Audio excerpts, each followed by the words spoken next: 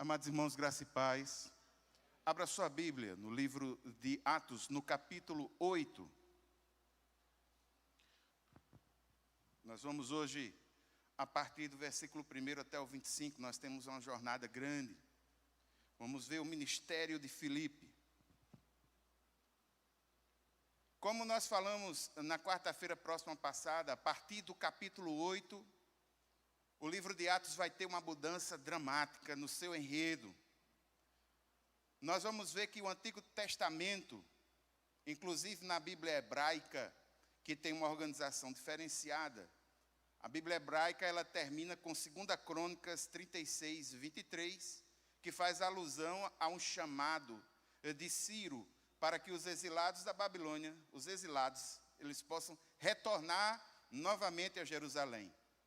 Me parece que o Antigo Testamento ele tem aquela ideia de uma força que a gente pode chamar de força centrípeta, aquele tipo de força que converge sempre a que todos voltem para Jerusalém. Não é à toa que um dos sinais que apontam para a vinda do reino está no retorno de muitos a Jerusalém. Sempre a ideia de vir para Jerusalém é muito marcante. Só que no Novo Testamento, no cristianismo, essa força ela muda. Ao invés de ela ser para vir para Jerusalém, a ideia muda. Ela se transforma de força centrípeta para o centro, como uma força centrífuga para o externo, para fora. O Novo Testamento, os crentes são chamados a irem para pregar o Evangelho. E essa perspectiva a gente vai ver aqui no livro de Atos, e o capítulo 8 é fundamental para a gente compreender isso. Isso é um fato, irmãos, porque a igreja, em tese, ela está, digamos assim, abalizada naquilo que no Evangelho é chamado de grande comissão. Quando Jesus diz, ide por todo o mundo, pregai o Evangelho a toda criatura, batizando-os em nome do Pai, do Filho, do Espírito Santo, e eis que estou convosco todos os dias até o final dos tempos, final dos séculos. A ideia é que os discípulos, nós, devemos pregar o Evangelho fielmente. Jerusalém foi o ponto inicial disso, mas inevitavelmente não ficará em Jerusalém. Quero lembrar os irmãos que em Atos, no capítulo 1, versículo 8, nós temos a chave hermenêutica de todo o livro. É o versículo principal, por dizer, de todo o livro de Atos. O texto diz, mas receberão poder quando o Espírito Santo descer sobre vocês, e serão minhas testemunhas em Jerusalém, toda a Judéia e Samaria, e até os confins da terra. Perceba que isso é algo que a gente pode ilustrar como alguém que joga uma pedra num lago, e aquela pedra faz um movimento inicial, que é um ponto, e logo em seguida, círculos concêntricos, com base naquele ponto, vai aumentando. O livro de Atos ele tem essa dinâmica. Ser-me-eis testemunhas, depois da descida do Espírito Santo, testemunhas em Jerusalém, um ponto inicial. Aí aquilo vai ampliando. Judéia, Samaria e até os confins da terra. E todas as vezes que isso ocorre no livro de Atos, está debaixo de um momento muito especial e algo é repetido. Existe uma espécie de reverberação de Atos 2 em outros capítulos. Atos 2 é o capítulo do Pentecoste, e a gente vai ver uma espécie de reverberação desse Pentecoste, dessa descida do Espírito Santo, no capítulo 2, no capítulo 8, no capítulo 10 e no capítulo 19. O efeito, em tese, é um só, é a mostra desse Espírito, a presença divina, marcando cada vez o aumento desses círculos concêntricos. E o que vai ocorrer, irmãos, é que aí em Jerusalém, os crentes, eles vão ser perseguidos após a morte de Estevão, após o martírio. A perseguição aos crentes haverá de aumentar. Mas essa perseguição não vai assumir, em virtude da postura da igreja primitiva, essa perseguição ela não vai assumir um valor negativo. Essa perseguição vai gerar dispersão, e essa dispersão vai gerar proclamação. No livro de Atos, no capítulo 11, dos versículos 19 até 21, você vai ler lá, que os que tinham sido dispersos por causa da perseguição, desencadeada com a morte de Estevão, chegaram até Fenícia, Chipre, Antioquia, anunciando a mensagem apenas aos judeus. Alguns deles, todavia, cipriotas e sirineus, foram a Antioquia e começaram a falar também aos gregos, contando-lhe as boas novas a respeito do Senhor Jesus. A mão do Senhor estava com eles, e muitos creram e se converteram ao Senhor. A perseguição se transforma em dispersão, e a dispersão se transforma em proclamação do Evangelho. É isso que nós vamos ver hoje, de um jeito bem calmo, bem direitinho. Vamos acompanhar com toda a calma. Capítulo 8, versículo 1. O versículo 1 pode ser dividido em 3 partes. A primeira parte nós já vimos na quarta-feira próxima passada, quando nós vimos ali, no versículo 1, dizendo: e Saulo estava ali, consentindo na morte de Estevão. Essa parte do versículo faz alusão a tudo aquilo que ocorre no capítulo anterior. A segunda parte do versículo em diante é uma nova perspectiva, como uma espécie de uma nova dobradiça na história, colocando para um novo posicionamento operacional do livro. E o texto diz: naquela ocasião desencadeou-se grande perseguição contra a igreja em Jerusalém. Todos, exceto os apóstolos, foram dispersos pelas regiões da Judéia e Samaria. Percebam uma coisa, o texto diz naquela ocasião. Algumas versões trazem naquele dia, outras versões trazem naqueles dias. Qual é a ideia? A ideia é que, a partir do martírio de Estevão, aquela amizade que o povo tinha à igreja se transformou em hostilidade. Por um tempo, o povo de Israel, o povo de Jerusalém, foi favorável aos cristãos. Mas agora, esse quadro se reverte. Esse povo se torna hostil, a ponto de persegui-los. E o texto diz: naquela ocasião, naquele dia, e há um adjetivo, desencadeou uma perseguição grande.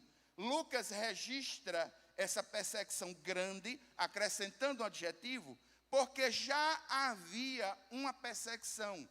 Quero lembrar aos irmãos que os apóstolos já haviam sido, digamos assim, instigados, perseguidos logo no início.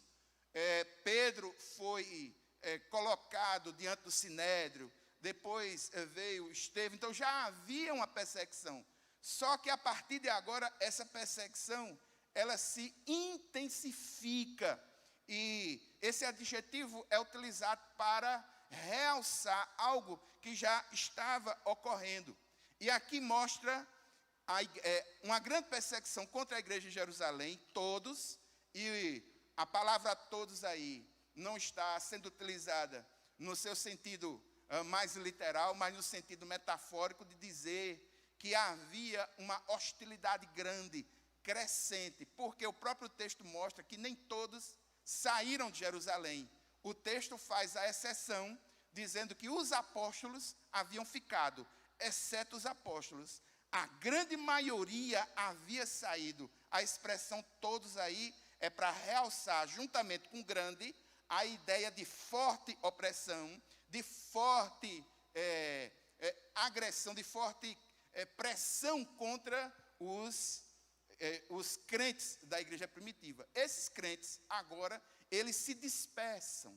E eu quero lembrar aos irmãos que o movimento de dispersão dentro da cultura judaica não é uma coisa nova.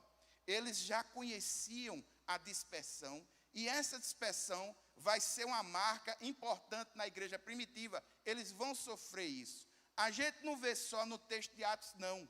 Paulo, aliás, na carta de Tiago, no capítulo 1, versículo 1, lá diz: Tiago, servo de Deus e do Senhor Jesus Cristo, às 12 tribos dispersas. Ou seja, essa carta, a carta de Tiago, que é uma carta bem recente, ela é escrita num pano de fundo, onde já se tinha crentes que estavam viajando, sendo dispersos nas localidades por causa dos ataques que havia recebido.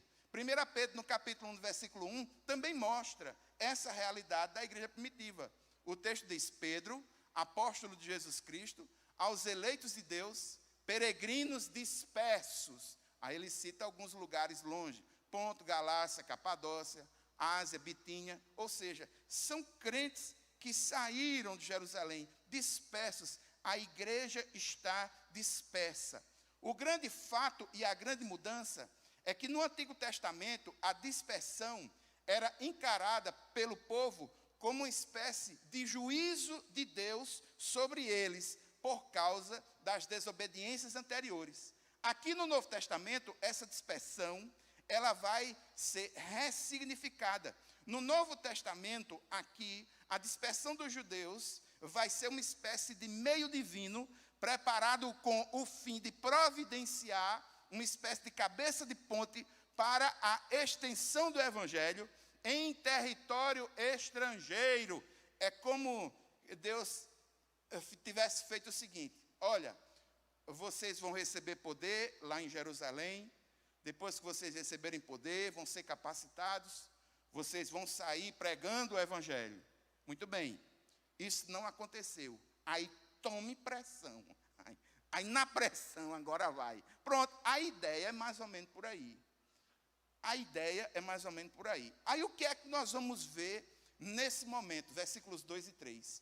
Alguns homens piedosos sepultaram Estevão e fizeram por ele grande lamentação. Versículo 3. Saulo, por sua vez, devastava a igreja, indo de casa em casa, arrastava homens e mulheres e os lançava na prisão. O que é que nós temos aqui? Irmãos, no versículo 2, uma coisa que marca a falsidade do julgamento de Estevão. Por quê? Porque quando uma pessoa era julgada pelo ato de blasfêmia contra Deus, depois que ela era morta por apedrejamento, os textos de Deuteronômio dizem que esse que morreu por apedrejamento, ele não deveria receber nenhum pranto, ele não deveria receber nenhum lamento. E como a marca de que aquilo que fizeram com Estevão foi algo agressivo, errado, equivocado, nós temos aí homens piedosos que sepultam Estevão e executam por ele uma lamentação. Não uma lamentação simples, essa lamentação está adjetivada, é uma grande lamentação. Louvado seja o nome do Senhor. A honra de Estevão, ele foi reconhecido. Ele foi reconhecido. Agora no versículo 3, em oposição à postura de Estevão como mártir, aparece esse Saulo. E o que é que ele está fazendo? Saulo aqui é retratado como um voraz perseguidor. Esse Saulo, foi educado aos pés de um rabino chamado Gamaliel. Só que ele foi um aluno ruim. Sabe aqueles alunos inteligentes, profundamente inteligentes, mas ruins? Foi o caso de Paulo, eu posso provar. Porque Gamaliel foi aquele que chamou o Sinédrio a analisar o crescimento do cristianismo logo no início. E Gamaliel disse: olha, se isso aí for de Deus, o que vocês estão fazendo para perseguir não vai dar certo. Então deixa como está, porque se não for de Deus, vai se acabar. Gamaliel tinha uma postura amistosa. Gamaliel tinha uma postura tolerante. Gamaliel tinha uma postura amável. E a postura de Saulo aqui não reflete a postura do seu mestre. Ele é perseguidor, ele é devastador. Na sua devastação, ele não faz medição. É homem, é mulher, ele persegue, ele lança na prisão. E aqui um fator fundamental. Logo no início de Atos, quem estava comandando mais a pressão contra a igreja era os saduceus. E agora, a partir do capítulo 7, a gente vê que essa pressão na liderança contra a igreja aumenta, porque quem encabeça essa pressão é um fariseu. A quantidade de saduceus é menor que a dos fariseus. E quando os fariseus veem a postura de Paulo, os fariseus engrossam o caldo da hostilidade contra a igreja. Os saduceus são um grupo menor, os fariseus um grupo maior, e Saulo vai e começa a devastar essa igreja. Agora a gente vai ver uma pessoa fantástica, no mesmo nível de Estevão.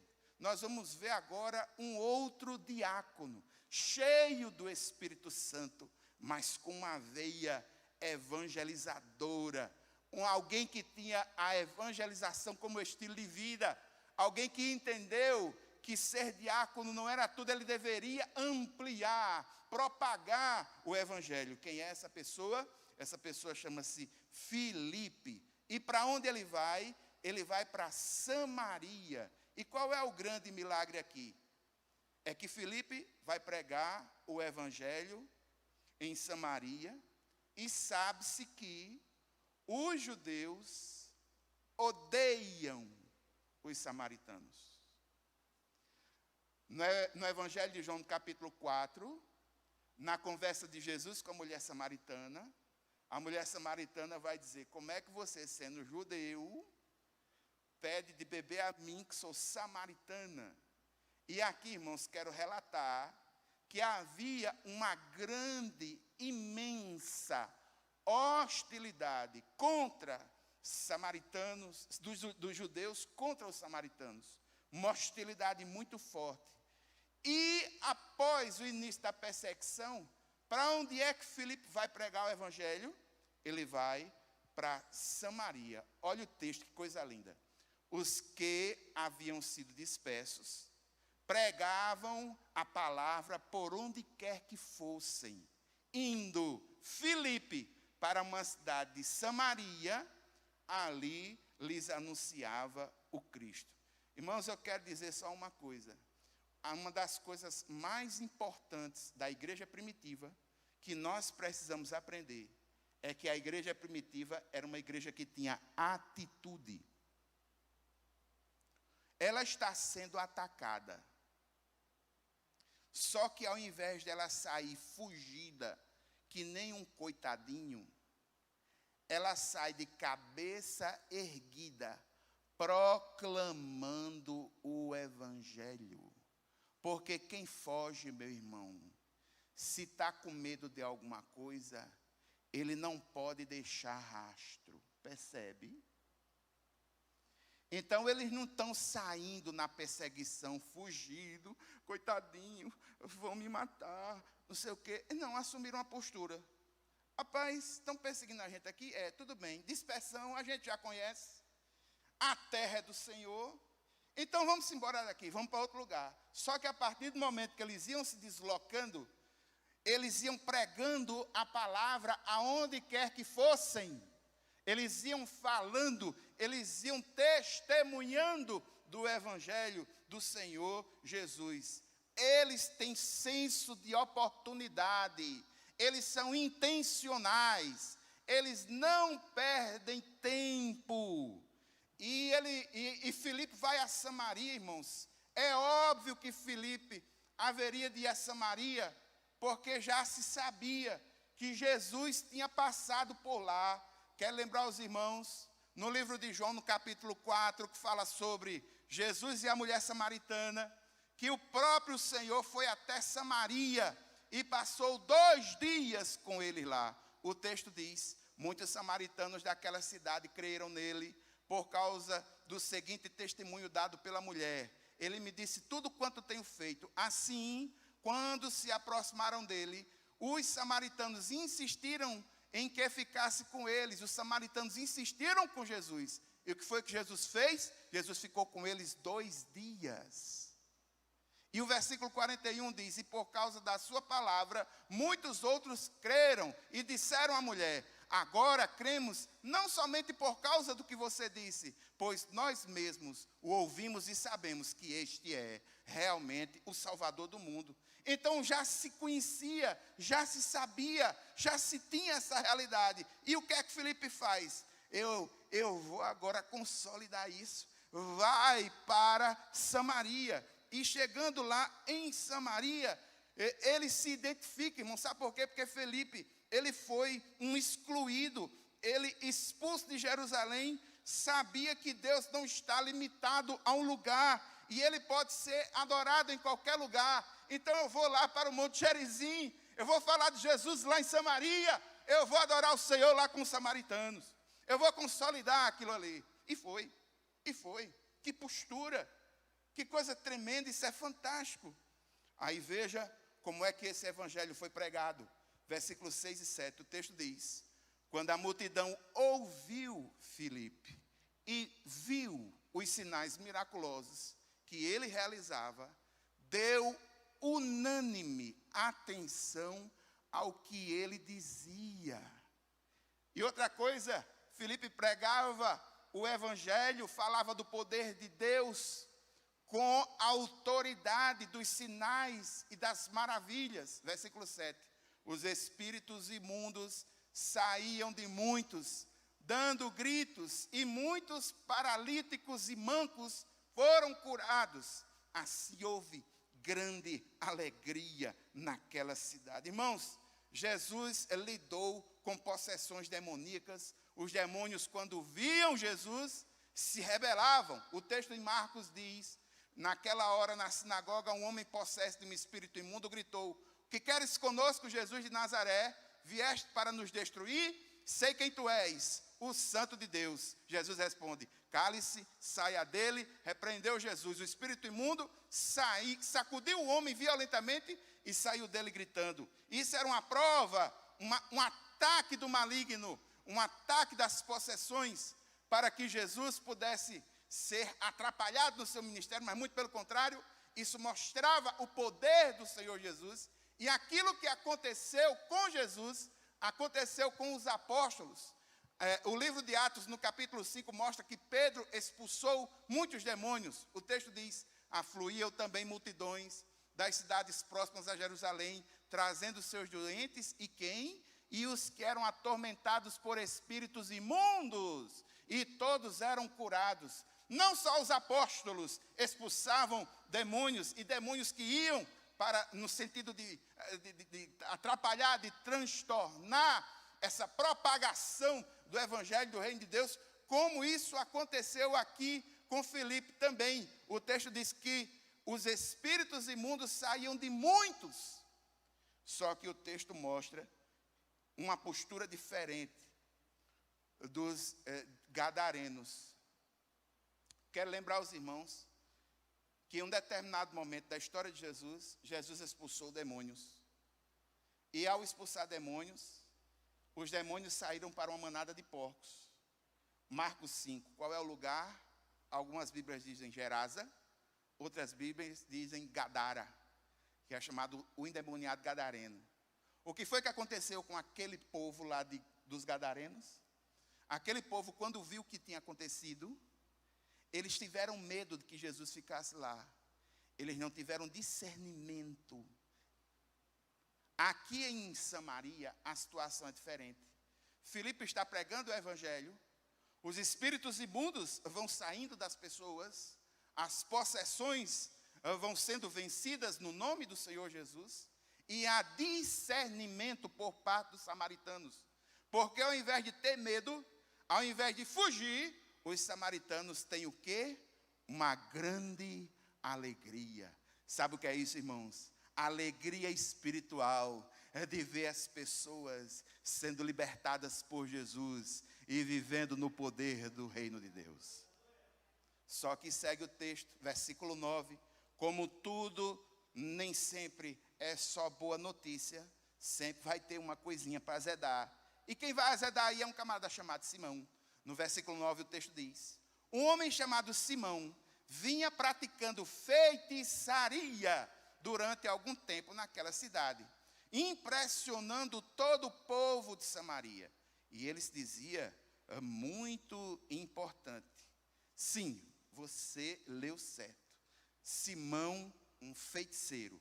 Algumas Bíblias vão trazer como mágico, mas a palavra mais correta é feiticeiro. Ele não está executando prestidigitação. O que é prestidigitação? São os movimentos de ilusionismo que os mágicos modernos hoje fazem na frente das câmeras. Coisas que eles fazem com as mãos, com a postura, de um jeito que você pensa que é uma mágica, mas na realidade é uma sequência de ilusões de ótica que, se fossem mostradas para você, você ia ver como existe manipulação em nome desse tipo de atividade. Isso não é mágica, isso se chama prestidigitação. Alguns vão chamar de ilusionismo, mas não há nenhum envolvimento com coisas malignas. No caso da feitiçaria, aqui não, irmãos. Isso é envolvimento com o espírito maligno, envolvimento com ocultismos. Isso é uma coisa muito séria. Os judeus, os religiosos, todos em tese que têm um temor a Deus, sabem que lidar com essas coisas exige um certo grau de maturidade. É necessário encarar essas questões com reverência, com temor, não brincar com esse tipo de coisa. Só que aqui está esse Simão, feiticeiro, utilizando da sua feitiçaria para impressionar o povo. E ele se achava muito importante, mas só que aconteceu algo interessante. Versículos 10 e 11. E todo o povo, do mais simples ao mais rico, dava-lhe atenção e exclamava: Este homem é o poder divino, conhecido como grande poder. Eles o seguiam, pois ele os havia iludido com sua mágica durante muito tempo. Aqui você só vai compreender a resposta dos samaritanos para esse Simão, feiticeiro, se você entender como é a religiosidade dos samaritanos. Os samaritanos, irmãos, eles só têm dos textos da revelação os 5 primeiros livros da Bíblia para nós. Eles só têm o chamado Pentateuco, o Pentateuco samaritano. Eles só têm os 5 livros do Antigo Testamento. Eles não têm os escritos, eles não têm os profetas. A fé dos samaritanos é a fé num Deus todo-poderoso, mas sobre muitos aspectos da vida religiosa, do relacionamento do homem com Deus, que são reveladas no Antigo Testamento, eles não tinham. E os samaritanos, nesse momento, em relação a Simão, eles vão admirar Simão ao ponto de atribuir a Simão que aquele poder que Simão mostrava pela sua feitiçaria era um poder atribuído ao grande Deus, dada a incapacidade de discernimento que os samaritanos tinham naquele momento. E o Simão feiticeiro se aproveitou disso. O versículo 11 diz que eles o seguiam, pois ele havia iludido. Ou seja, isso era conveniente para Simão feiticeiro. Era conveniente ter pessoas temendo a ele, seguindo a ele, porque a grande maioria das pessoas que vivem de ocultismo, de feitiçarias, de falsas religiosidades, elas impressionam as outras pelo medo, né? Pelo medo. Eu me lembro uma vez, irmãos, que em um determinado momento, quem é de cursilho masculino aqui sabe, que uma vez foi chamado para fazer o cursilho masculino aqui nessa igreja, um pai de santo aqui da cidade de João Pessoa, com 30 anos. Você lembra disso? Se lembra do frisson que isso causou? Quem é que está aí? É pai fulano, 30 anos. Não sei o quê, 30 anos. Eu nunca vi uma sala de oração tão oracional, tão... Não, porque quem está aí? Não, quem está aí é fulano, 30 anos no terreiro, não sei de quê, não sei o quê. Irmãos, esse rapaz que participou de um dos cursilhos, como testemunho, alguém que sabia quem ele era, lá no cursilho, perguntou a ele e disse: você não tem medo da tua entidade pegar tu aqui e tentar te matar ou fazer alguma coisa contigo aqui? Sabe qual foi a resposta que ele deu? A minha entidade tem força para entrar aqui, não. Essa foi a resposta que ele deu. Você se lembra disso? Agora sempre tem aquele frisson, nem quem é fulano, lá vem. E realmente, irmão, uma vez eu estava... uma vez eu fui aqui fazer um alvará de negócio de bombeiro, lá no Corpo de Bombeiros. E uma das subsecretárias de um certo governador que já teve aqui na Paraíba, ela chegou com um carro oficial. E ela chegou dentro dos seus parâmetros de sua religiosidade, executando uma coisa que eles chamam de função. O que é isso? Eles estavam executando algo que a entidade dela havia pedido. Ela estava andando com o corpo cheio de guiso, com a roupa branca. E quando ela parou para resolver o problema lá, e sabia-se que ela era da Secretaria do Estado de Governo e um certo governador, que não vale a pena nem eu dizer o nome dele. Aí, ela desceu andando, cheio de guiso, e entrou no ambiente onde eu estava. Quando ela entrou, a grande maioria das pessoas que tinha coisa para resolver saíram, porque não aguentaram a pressão, o peso. Quando a gente olhava, muitos tinham medo. E essas pessoas vivem desse tipo de coisa mesmo. Intenta impressionar pelo medo. Meu filho, quando Jesus chega, quando a luz chega, tem boquinha não, meu irmão. As trevas vão embora. Maior é o que está em nós do que o que está no mundo lá fora. Simples assim. Aí o texto vem mostrando, vem trazendo isso, o contraste. Mas veja versículos 12 e 13. No entanto, quando Filipe lhes pregou as boas novas do reino de Deus e do nome de Jesus Cristo, o que foi que aconteceu? Creram nele e foram batizados, tanto homens como mulheres. Versículo 13, o próprio Simão também creu e foi batizado e seguia Filipe por toda parte, observando maravilhado os grandes sinais e milagres realizados. Os samaritanos deram crédito à mensagem de Filipe, se entregaram a Jesus, se batizaram como uma consequência natural da convicção interior de seus corações. E esse compromisso foi genuíno, porque algo vai acontecer que vai demonstrar essa fé genuína diante dos judeus, diante de Pedro e João. Nós vamos ver que o evangelho é um evangelho que derruba barreiras. Gostaria que você prestasse atenção ao versículo 12, o texto diz: as boas novas do reino de Deus e o nome de Jesus. Essa é a mensagem de Filipe. Jesus é o rei no reino de Deus. Os samaritanos ouvem o evangelho da salvação. Aquilo que Simão não podia fazer, Filipe faz, levando a eles a verdadeira liberdade espiritual. O texto diz: Simão creu. Ou seja, Simão, nesse momento, reconhece que aquilo que Filipe representa e o espírito pelo qual Filipe trabalha é maior e é mais poderoso do que o que ele tem. A pergunta é: será que Simão se converteu de verdade? Aí vamos analisar, dando seguimento ao texto. 3 coisas precisam ser ditas nesse momento. Em primeiro lugar, Filipe não tem condições de julgar o coração de Simão. Simão simplesmente está ali e foi batizado com toda a galera.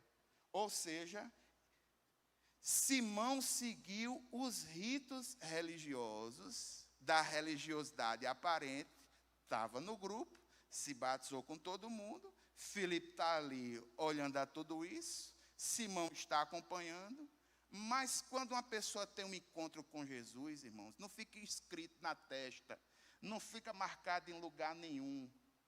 Então, Filipe não sabia se aquela mudança era verdadeira ou não. Não podemos exigir isso de Filipe. Não está aqui esse poder. Segunda coisa, o relato do batismo de Simão aqui vai mostrar que o batismo é algo que não afeta a salvação. E eu vou além, viu, meu irmão? Você que pensa que uma pessoa recebe alguma coisa religiosa ou fez alguma coisa religiosa sem discernir, aquilo vai funcionar, depende do que for feito, mas o texto me mostra aqui que Simão não discerniu o batismo pelo qual passou, e a gente vai ver para frente que essa conversão ela não foi genuína. Terceira coisa, é possível e é razoável entender que pelo fato de Simão estar em Samaria e ter dominado o povo, e aquele alvoroço acontecer com o povo que ele dominava, ele não vai contra o povo dele. Então, como a Maria vai com as outras, e impressionado com os sinais e maravilhas que Filipe realizava, em nome de Jesus, no poder do Espírito Santo, sabe uma coisa? Eu vou aqui, vou me batizar. Quem sabe, eu me batizando, esse poder não venha para mim também, e eu fico mais poderoso ainda, e quem sabe eu não venha a aprisionar mais pessoas a mim. É possível que o raciocínio fosse esse. Mas vamos a algo tremendo, ao Pentecoste samaritano. Versículo 14. Os apóstolos em Jerusalém, ouvindo que Samaria havia aceitado a palavra de Deus, enviaram para lá Pedro e João, 2 crentes judeus. Filipe era crente, mas era crente gentio, porque ele era um diácono. Os diáconos foram escolhidos dos judeus de fala grega. E agora vai 2 crentes judeus, judeus de nascimento. E eles vão, irmãos, para fazer o quê? Eles não vão para repreender o povo de Samaria, não. Eles vão para receber, dar as boas-vindas aos samaritanos, por terem acatado o Senhor Jesus, pelas alegrias, pelos sinais, pelas maravilhas que estavam acontecendo lá. Eles vão para ver tudo isso e para receber esse povo lá. Você está vendo aí um grande milagre? O evangelho quebrando barreiras entre 2 povos. Eram 2 povos hostis que não se falavam um com o outro. E agora, representantes dos judeus, da igreja primitiva de Jerusalém, judeus de nascimento, vão até Samaria para receber os novos irmãos. O evangelho é o evangelho que derruba barreiras. Não há judeu, não há samaritano, não há homem, mulher, não há separações. Aí aqui, o milagre, versículos 15 e 16. Estes, ao chegarem, oraram para que eles recebessem o Espírito Santo, pois o Espírito ainda não havia descido sobre nenhum deles, tinham apenas sido batizados em nome de Jesus. Total atenção ao Pentecoste samaritano. O que foi que aconteceu? Para compreender esse fenômeno, me permita fazer 3 perguntas, para que você possa, através dessas perguntas, raciocinar o Pentecoste samaritano. Primeira pergunta: será que o Filipe, como um diácono, como um evangelista aqui do local, será que ele não podia ter orado? Será que por que foi que ele mesmo não orou para que esses samaritanos recebessem o Espírito Santo? Por que ele mesmo não fez isso? Segunda pergunta: o Espírito Santo, ele não está agindo na vida dos samaritanos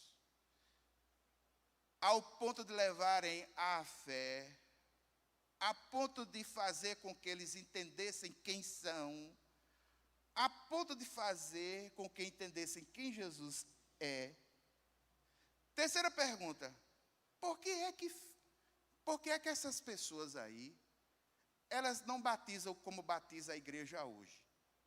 Porque se você assistir um batismo na igreja hoje, você vai ver um pastor batizando ali e citando a fórmula batismal. Em nome do Pai, do Filho e do Espírito Santo. Por que aqui só é dito que é batizado apenas no nome do Senhor Jesus? Vou responder as 3 perguntas, e a partir das 3 perguntas, você vai entender o Pentecoste samaritano. Primeira pergunta. Filipe tinha capacidade de orar para que recebessem o Espírito Santo? É claro, irmãos, que Filipe tinha essa possibilidade. No livro de Atos, no capítulo 6, no versículo 3, lá diz que Filipe foi um dos escolhidos, e uma característica de Filipe, assim como Estevão, ele era um homem cheio do Espírito Santo e fé. Então ele poderia ter orado, mas o que foi que aconteceu? A agenda de Deus é diferente da nossa. Era necessário que Pedro e João fossem para Samaria para indicar, por meio dos apóstolos Pedro e João, a aprovação oficial de um novo desenvolvimento no nível da igreja. Sabe o que é isso, irmãos? Samaritanos que estão sendo recebidos no seio de uma igreja que tem judeus dentro dela. E vocês sabem que judeus e samaritanos não se conversavam. É por isso que Pedro e João vão até lá.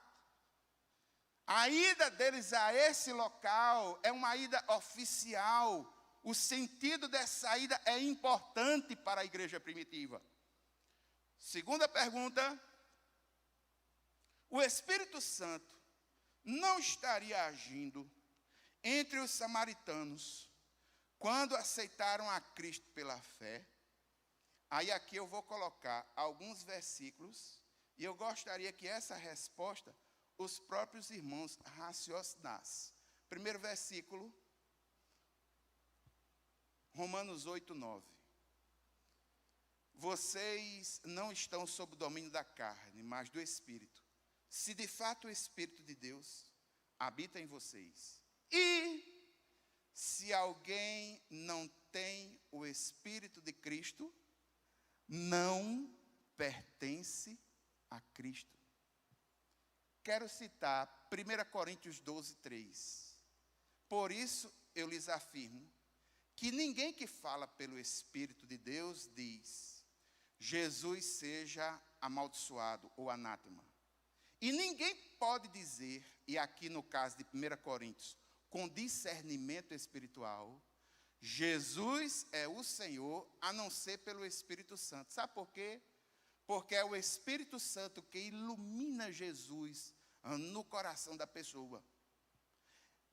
2 Tessalonicenses, capítulo 2, versículo 13, lá diz o seguinte: mas nós devemos sempre dar graças a Deus por vocês, irmãos amados pelo Senhor, porque desde o princípio Deus os escolheu para serem salvos, mediante a obra santificadora do Espírito e a fé na verdade. Quero mostrar aos irmãos Tito, capítulo 3, versículo 5, lá diz: não por causa de atos de justiça praticados por nós, mas devido à sua misericórdia, ou seja, a misericórdia de Deus, Ele nos salvou pelo lavar regenerador e renovador do Espírito Santo.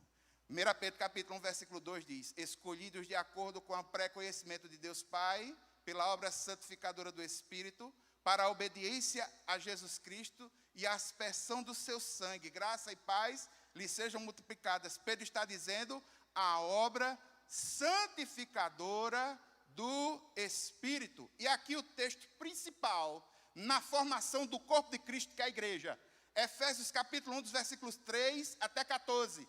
Esse texto pode ser dividido em 3 partes. Aquilo que o Senhor fez aquilo que Jesus fez e aquilo que o Espírito Santo faz. O texto diz: bendito seja o Deus e Pai de nosso Senhor Jesus Cristo, que nos abençoou com todas as bênçãos espirituais nas regiões celestiais. Abençoou como? Em Cristo.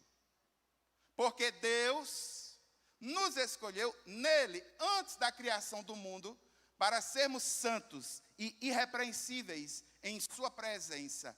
Em amor nos predestinou para sermos adotados como filhos por meio de Jesus Cristo, conforme o bom propósito da sua vontade, para o louvor da sua gloriosa graça, a qual nos deu gratuitamente no amado. Aí esse termo amado é Jesus, fazendo a ligação entre Deus e Jesus na sequência do texto de Efésios, versículo 7. Nele, no amado, em Jesus, o que é que nós temos? A redenção por meio do seu sangue, o perdão dos pecados, de acordo com as riquezas da graça de Deus, a qual ele derramou sobre nós, com toda a sabedoria e entendimento, e nos revelou o mistério da sua vontade, de acordo com o seu bom propósito, que ele estabeleceu em Cristo, que é fazer convergir em Cristo todas as coisas, celestiais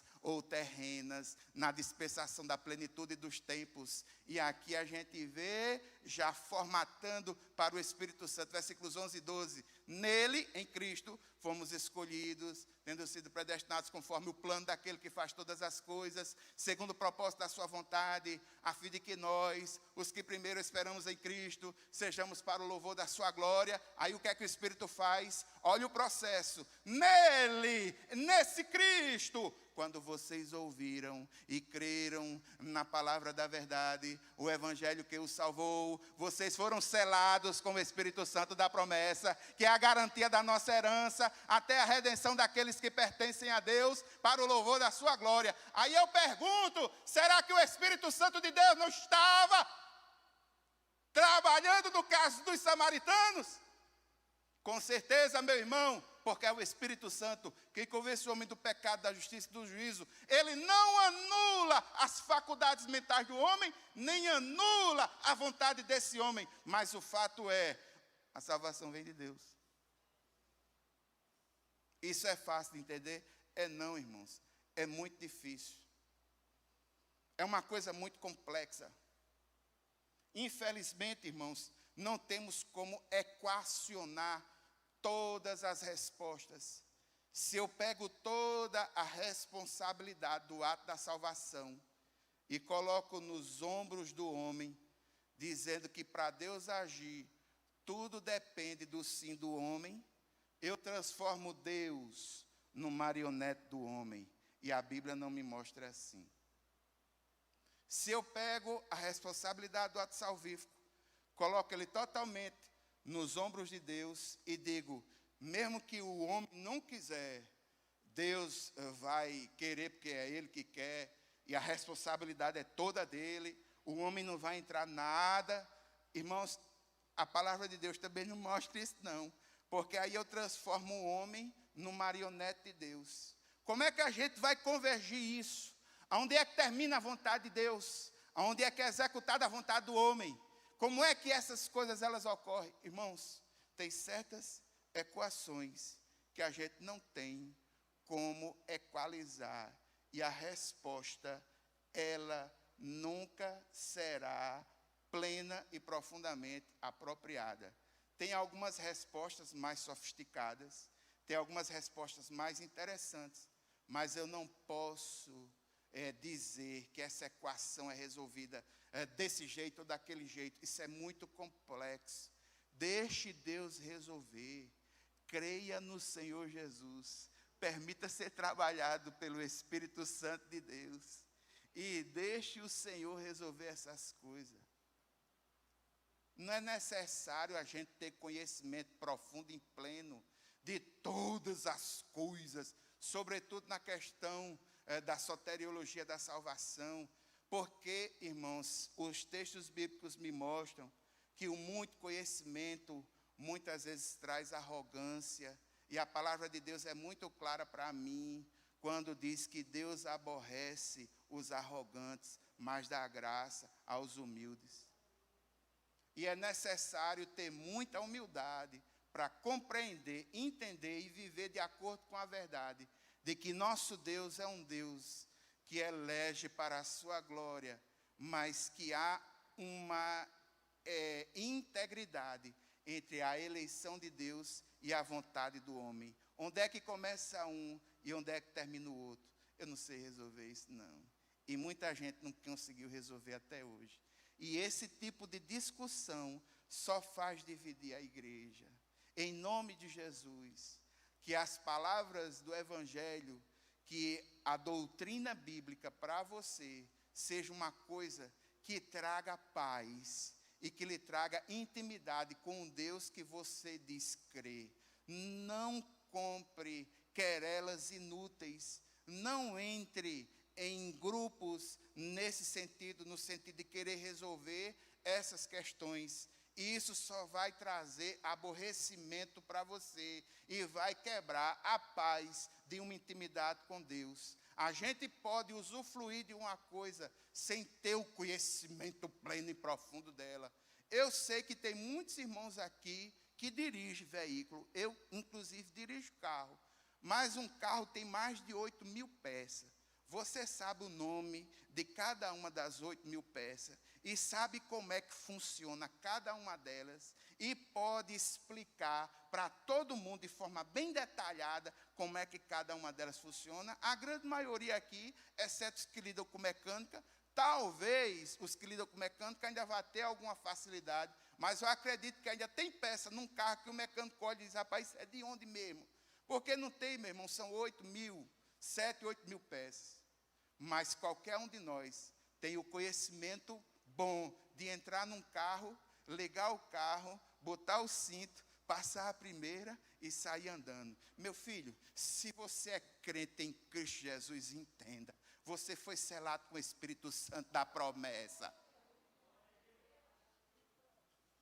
Isso já é muita coisa. Se ao ouvir as verdades do Evangelho, o teu coração arde, se o Espírito Santo do Senhor, falando a você, ele diz que você confirma que você é filho de Deus, meu irmão, 1 João capítulo 3, versículo 19, até mesmo quando estamos enganados, se o nosso coração nos enganar, maior é Deus que o nosso coração. Meu irmão, creia no Senhor Jesus e deixa essas picuinhas para lá, isso não constrói. É muito difícil convergir essas coisas.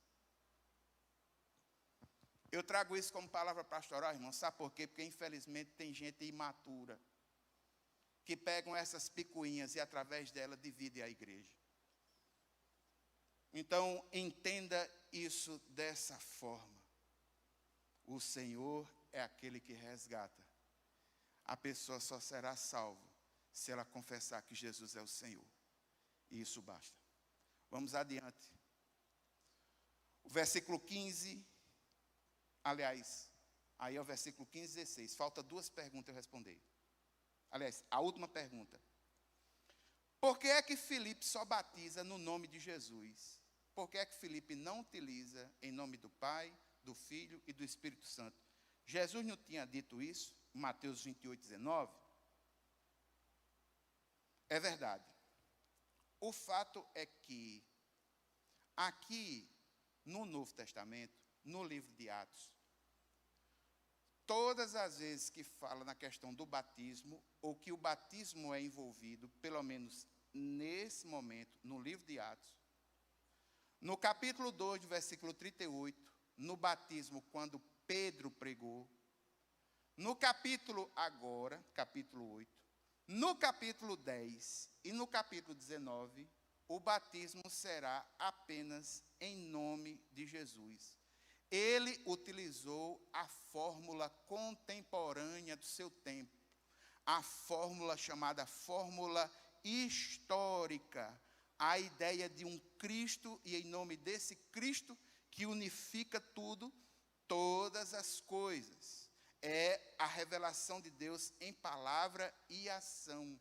Os textos do Novo Testamento não havia uma Bíblia, não havia uma doutrina cristã consolidada. Então, em nome de Jesus, traz nesse nome tudo aquilo que é revelação em ação, em palavras. E esse fenômeno irá ocorrer apenas no livro de Atos. Só lembrando, irmãos, que o livro de Atos é um livro histórico. E essa doutrina ela vai se desenvolver. E Paulo, nas cartas doutrinárias, haverá de utilizar e reforçar a chamada fórmula batismal. Em nome do Pai, do Filho e do Espírito Santo. Nesse momento, na igreja primitiva, infelizmente, isso não estará ocorrendo ainda. As questões são questões históricas e o momento é um momento contemporâneo. Vamos lá. Versículos 18 e 19. Voltando, versículo 15 e 16. 15 e 16. Ao chegarem, oraram. 15 e 16. Ao chegarem, oraram. E o que foi que aconteceu?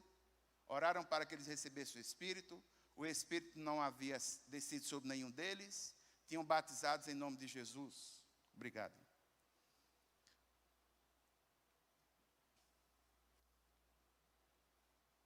Versículos 18 e 19. Vendo Simão que o Espírito era dado com a imposição das mãos dos apóstolos, ofereceu-lhes dinheiro e disse: dê-me também este poder, para que a pessoa sobre quem eu puser as mãos receba o Espírito Santo. Irmãos, aqui acontece uma coisa tremenda. Em primeiro lugar, quando os apóstolos impuseram as mãos sobre os samaritanos, aconteceu algo maravilhoso.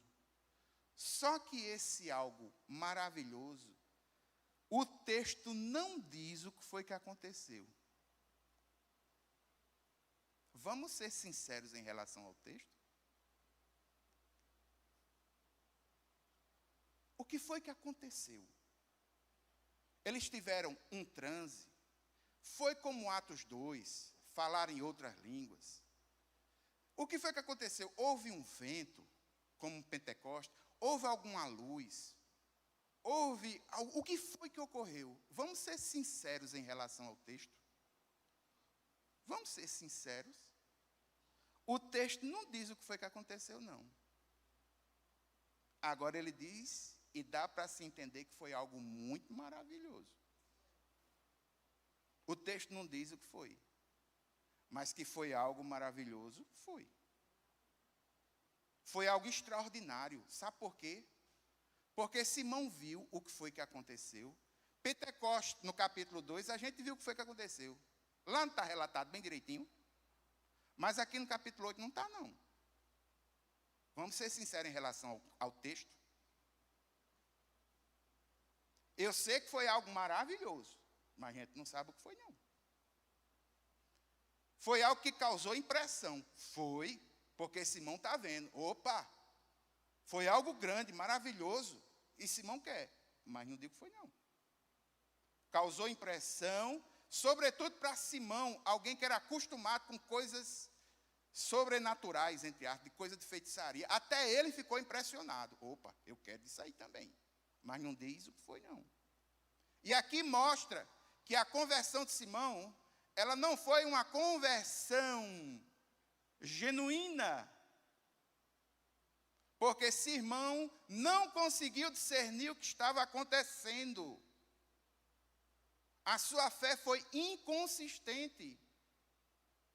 Ele não percebeu o que aconteceu. E outra coisa, irmãos, observe bem o texto, bem direitinho. Que aconteceu com os outros, mas não aconteceu com ele. Ele está como um observador. Vocês estão vendo aí? Ele está como um observador.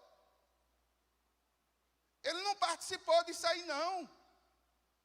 Se esse poder tivesse chegado nele, sei lá, se estivesse falando em outras línguas, tivesse um fogo na cabeça dele, tivesse uma coisa bem maravilhosa lá, ele não ia estar fazendo essa pergunta, não.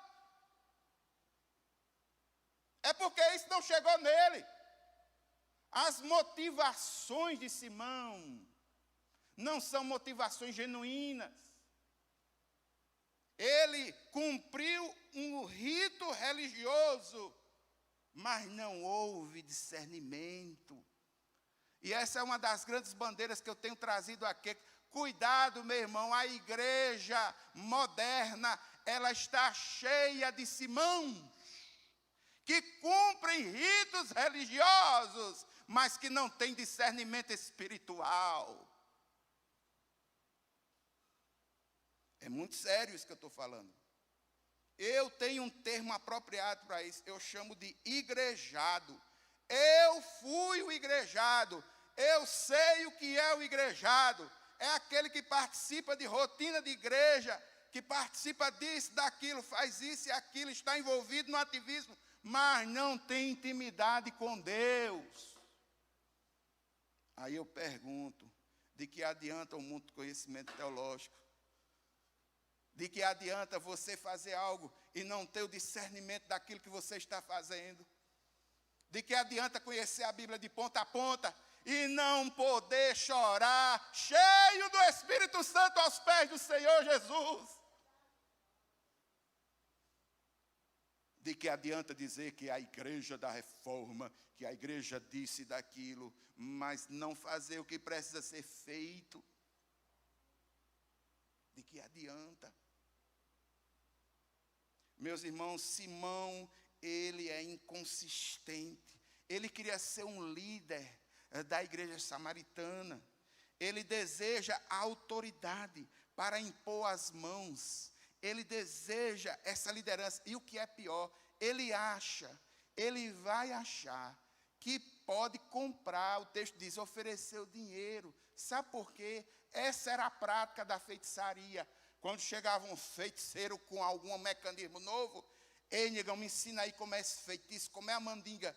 Ave, pague tanto. Ele ia, pagava e recebia os trejeitos da mandinga. Ele pensa que é do mesmo jeito. Não é assim não, meu filho, tem que ser nova criatura. Tem que nascer de novo. Aí Pedro respondeu a primeira lapada. Pereça você. Pereça com você o seu dinheiro. Você pensa que você pode comprar o dom de Deus com dinheiro? Sabe qual é o pecado de Simão? Ele tenta avaliar o Espírito Santo de Deus em termos de dinheiro. Ele adora o dinheiro, ele adora a criatura, o dinheiro, ao invés de adorar a Deus. A sua entrega não foi total. Jesus não está no centro do trono do coração dele. Ele não discerne, suas motivações não são genuínas. Simão está ofendendo Deus, colocando o Espírito Santo no mesmo nível das suas feitiçarias. Ao querer comprar o Espírito de Deus, ele demonstra que ele não tem nenhum conhecimento. Ele demonstra que nada ocorreu na vida dele. A segunda lapada, versículo 21, Pedro chega e completa. Você não tem parte nem direito algum neste ministério, porque o seu coração não é reto diante de Deus.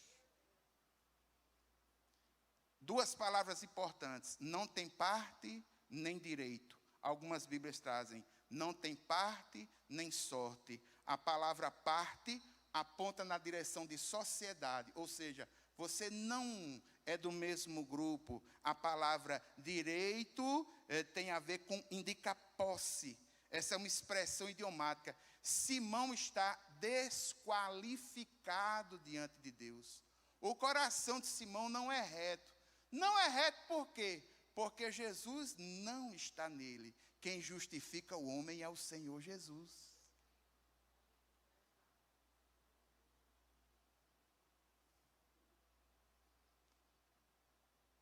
Ele está desqualificado. E por que é que ele está desqualificado? Olha o coração onde é que está. Não é reto. Esse irmão não está servindo a Deus. Ele é escravo de si mesmo. É escravo do pecado. Mas há esperança para ele. E Pedro continua. Arrependa-se dessa maldade e ore ao Senhor. Talvez ele perdoe tal pensamento do seu coração. Pois vejo que você está cheio de amargura e preso pelo pecado. Duas coisas. Pedro aconselha Simão a se arrepender, remover o pecado. E existe uma condicional. O texto diz, talvez.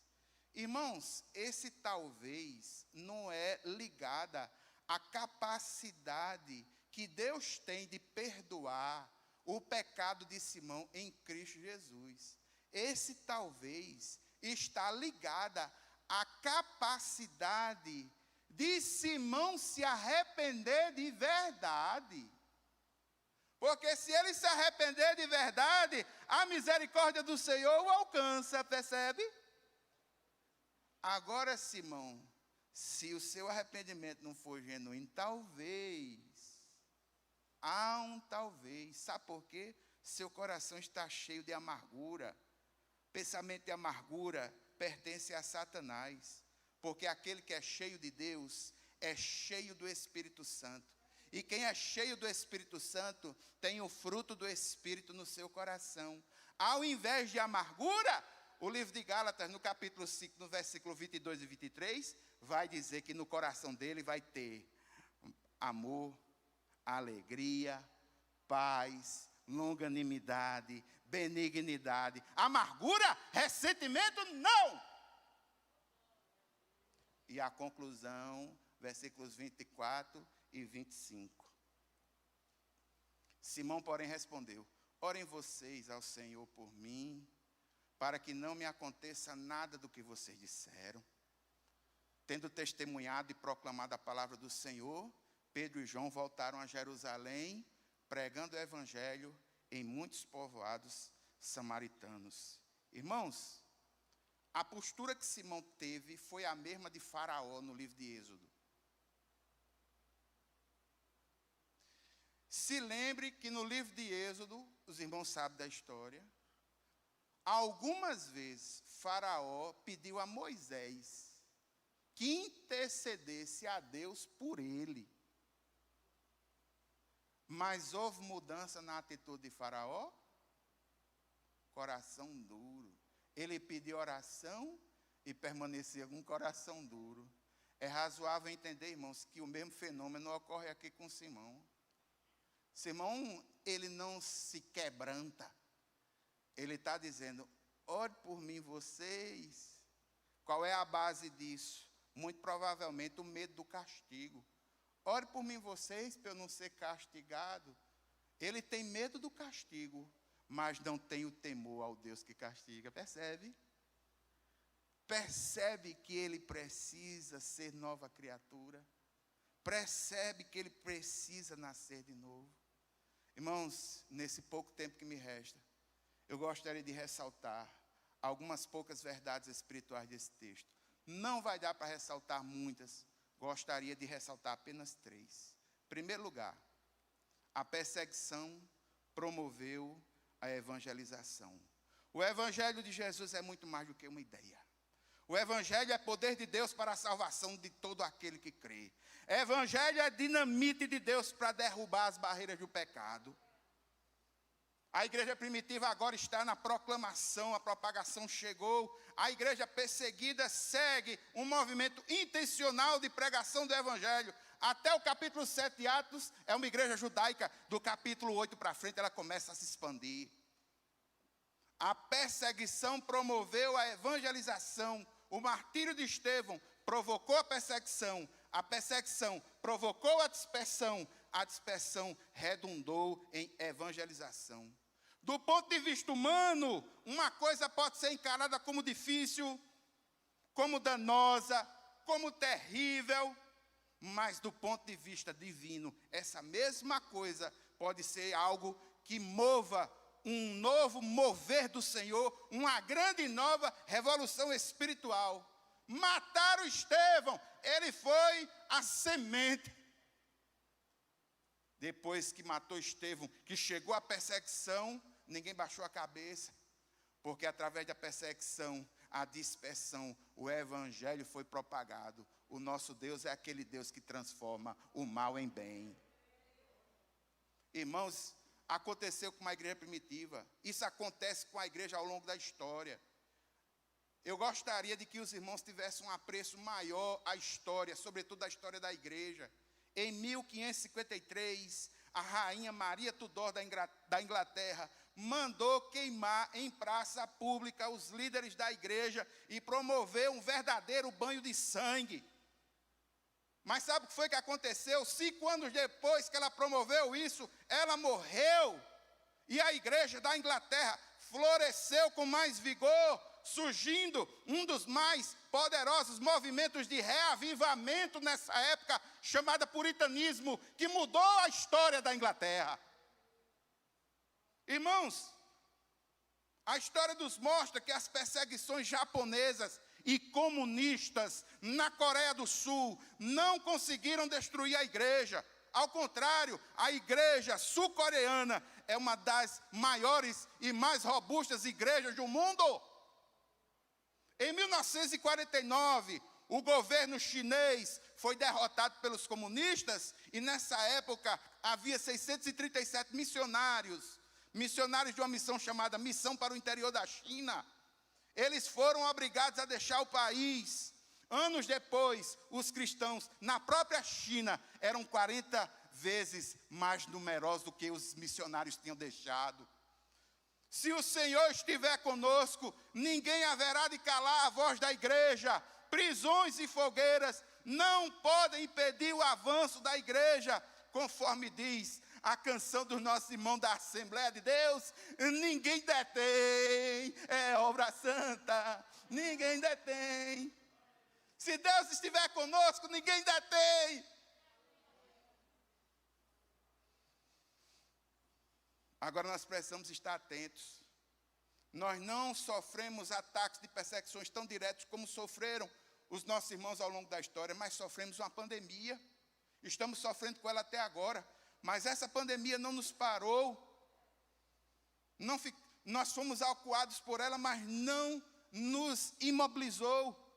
A pandemia forçou a que nos modificássemos para dialogar com novas plataformas. A igreja se modificou, irmãos. Hoje eu vi Iranilson aqui agradecendo por mídia, tem lá um site, tem um não sei o quê. E aquilo que não tinha antes, agora tem. Pessoas estão sendo alcançadas pelo evangelho através de nós. Tem gente em São Paulo, tem gente nos Estados Unidos, tem gente em Portugal, pessoas em outros países até, que estão vendo isso que está sendo falado aqui. Antigamente a igreja não tinha se preparado para isso, mas as circunstâncias fizeram com que andasse nesse sentido. Nós tivemos mudanças na estrutura, nós tivemos mudança na assistência social. Tem um grupo aí de irmãos que está fazendo diferença.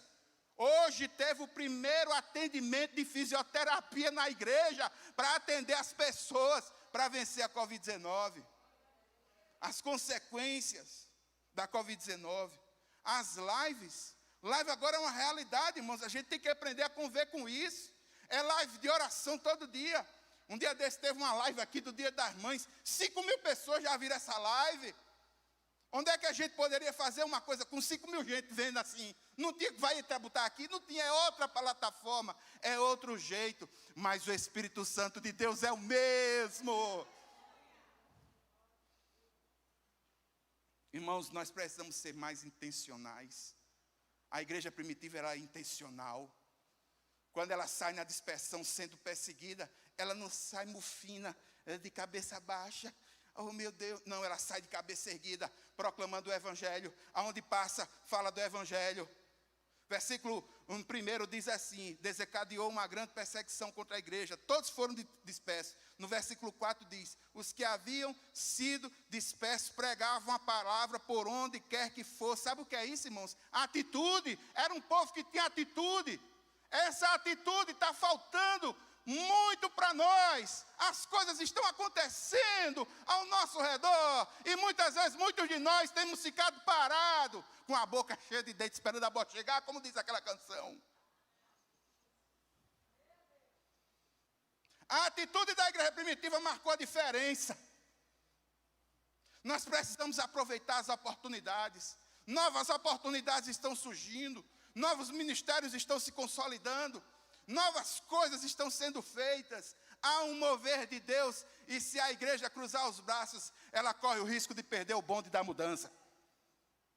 Irmãos, é esse tipo de atitude que nós precisamos ter para aproveitar as oportunidades que vão chegar até nós. Eu quero lembrar os irmãos do projeto Gênesis. A pandemia nos fez esquecer os nossos sonhos. O que é o projeto Gênesis? O terreno da igreja vai ser palco, vai ser espaço. Um espaço de convergência, um espaço de unificação, um espaço de proclamação, onde vai ter curso, onde vai ter esporte, onde a gente vai poder dialogar melhor e mais intensamente com a sociedade ao nosso redor, não ser uma vírgula social, mas ser algo fundamental. Esse projeto, irmãos, ele está aí aguardando. Existem coisas, nós precisamos orar por ele, porque quando aspectos dessa normalidade voltarem, nós precisamos estar preparados para tirar isso do papel e transformar em atitude. Isso é a planta baixa. Tem coisas maravilhosas que podem ser desenvolvidas aí, um novo diálogo, uma nova forma de dialogar com a sociedade que precisa. Eu quero lembrar os irmãos, sabe de quê? Essa igreja aqui vai fazer 100 anos. Quanto tempo faz? Quanto tempo para esse aniversário? Irmãos, eu sou terrível para a data. 2 anos, né? 2 anos e meio. A menina está dizendo ali, 2 anos e meio. Gente, o que é 2 anos e meio? O que é 2 anos e meio? Quando a gente começou esse negócio de pandemia do ano passado, eu comecei pelo livro de Salmo, porque eu pensava que quarentena era só 40 dias, já vai mais de ano. Já passou. A gente já está se esquematizando, porque vai zerar. A gente vai chegar em Apocalipse, aí vai ter que começar agora a Bíblia todinha. Mais dia ou menos dia, irmãos, a gente vai estar comemorando aqui 100 anos de IEB, proclamando a verdade do Evangelho. A gente precisa se preparar para isso com expectativa. A gente não pode perder, essa expectativa não pode morrer no nosso coração, não. Missão Braços Abertos, uma missão que tem abençoado a igreja. Vai passar por profundas modificações, nós vamos ter a possibilidade de ajudá-los. Gostaria, irmãos, de voltar aqui à terceira verdade espiritual para a gente encerrar. Me perdoe, hoje eu passei do horário, mas não teve como. Proclamar, transformar a evangelização em estilo de vida. O pastor Hernandes Dias Lopes, no seu comentário sobre o livro de Atos, ele foi muito feliz quando ele diz que a evangelização não é um programa, a evangelização é um estilo de vida. O projeto de Deus é e continua sendo levar o evangelho todo, por toda a igreja, a todo mundo, a cada criatura, a cada geração, resgatando o homem como um todo. Filipe entendeu essa missão. Estevão entendeu essa missão. Filipe agora está no meio dos samaritanos. Filipe não ficou aprisionado ao seu cargo de diácono. Não, ele foi muito mais. Ele entendeu a missão. Ele estourou a missão. Ele explodiu, ele foi. Ele fez diferença. Vida evangelizadora. Um estilo de vida que gera vida. O evangelho rompeu a barreira do preconceito entre judeus e samaritanos. O poder do evangelho e o amor de Deus rompe barreiras e desfaz mágoas. Você crê nisso? O evangelho, o estilo de vida que gera vida. O evangelho desmascarou a feitiçaria de Simão. O poder das mágicas de Simão vinha do maligno. O poder de Filipe vinha do Senhor e era usado para a glória dele. É assim que deve ser a nossa postura. Que o Senhor nos livre de gente inescrupulosa que quer utilizar-se do evangelho para se promover. Que o Senhor nos livre desses pregadores, dessas pessoas que estão transformando o evangelho num produto, que estão transformando o púlpito num balcão, que estão transformando o templo numa área de negócios e estão transformando o crente em consumidores. Um evangelho que faça diferença. E eu gostaria de orar com os irmãos. Em primeiro lugar, irmãos, eu gostaria de orar. Gostaria que os irmãos orassem por seu Hamilton. Eu quero dizer aos irmãos, quem é seu Hamilton? Seu Hamilton é um senhor que tem vindo aqui à igreja. Ele é morador de rua. Ele tem participado aqui no Ministério de Homens.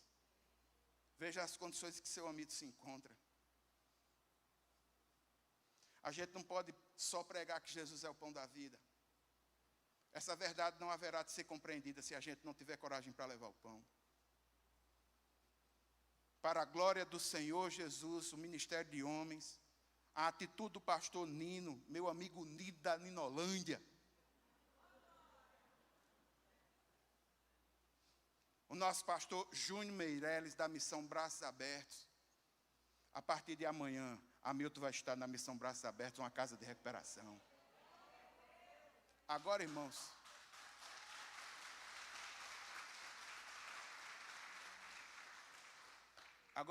para ele poder ir para a Missão Braços Abertos, casa de recuperação, é necessário ele fazer um teste de Covid. Amanhã eu tenho muitas coisas para resolver, não poderei levar ele. Eu gostaria de saber se tem algum irmão que poderia se franquear para levar ele no CRAS, aqui em Jaguaribe, e depois levar ele na Missão Braços Abertos, lá da Beira Rio. Já estão esperando por ele. Agora ele só pode entrar com teste de Covid, porque é protocolo. Então faça o teste no CRAS e leve seu Hamilton para lá, porque em nome de Jesus, uma nova história o Senhor pode escrever na vida dele. Irmãos, eu gostaria de orar pelo projeto Gênesis. O terreno da igreja foi comprado, já faz mais de ano. Eu não sei se isso incomoda você, mas a mim me incomoda. Eu sou morador desse bairro. As pessoas passam por mim, e aí, pastor, não vai fazer nada ali, não? A gente já foi atrapalhado por alvará, já foi atrapalhado por pandemia, a gente foi atrapalhado já por tanta coisa. Nós precisamos orar por isso aqui, irmãos, para que isso saia do papel. Irmãos, eu gostaria que os irmãos orassem pelos atendimentos de fisioterapia que estão sendo feitos, para que esse serviço possa ampliar. A gente precisa dialogar com as necessidades do povo, e através desse diálogo, também levar o evangelho que traz paz e esperança. Nós precisamos orar pelo aniversário de 100 anos dessa igreja. 2 anos e meio passa muito rapidamente. Muito rapidamente. Vamos ficar em pé, vamos orar? Irmãos, me perdoe por ter cedido no tempo, mas era necessário dizer o que eu precisava dizer hoje. Pai eterno e santo, Deus poderoso, em teu nome, Senhor Jesus, nós oramos agora, colocando diante de ti o projeto Gênesis, colocando diante de ti os atendimentos de fisioterapia, colocando diante de ti a festa de 100 anos dessa igreja. Pai eterno, nós queremos andar nas portas que o Senhor já abriu. Pai, nós te pedimos, Deus, no nome de Jesus, que o Senhor ajude a resolver os problemas que ainda entravam a construção desse projeto. Eu quero te pedir, Deus, que o Senhor nos capacite para esse novo momento que essa igreja haverá de passar. Pai, nos encha com o teu Santo Espírito, Senhor, nos capacita para trabalhar para o teu reino. Meu Deus, coloco nas tuas mãos a vida de Hamilton. Meu Deus, meu Pai, que o teu evangelho, que o Senhor escreva uma nova história na vida dele. Pai eterno e santo, Ajuda Milton, meu Deus. Eu quero clamar, Senhor, pela missão Braços Abertos, pelo irmão Júnior Meireles, por Alessandra, sua esposa, nesse novo momento que eles vão passar. Senhor, nos ajuda a que nós possamos também fazer diferença ali naquele lugar. Pai eterno e santo, Deus poderoso, é assim que nós oramos no nome de Jesus. Amém. Ninguém detém, é obra santa.